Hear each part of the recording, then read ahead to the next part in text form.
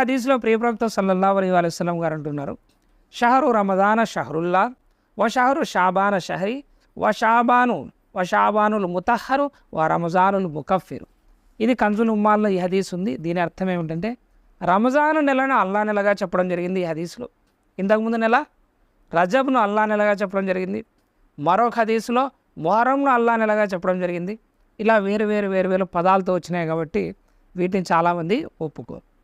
ఇంకా ప్రవక్త గారు అంటున్నారు, షాబాన్ నెల నాకు ఇష్టమైనటువంటి నెల, మరియు షాబాన్ నెల పరిశుద్ధం చేసేది, పాపాలను పరిశుద్ధం చేసేది.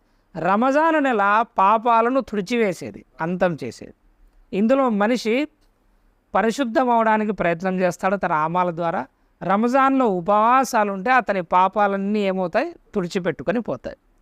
ఈ హదీస్ కూడా కంజుల్ ఉమ్మాల్లో 23,685వ నంబర్ హదీసు జై.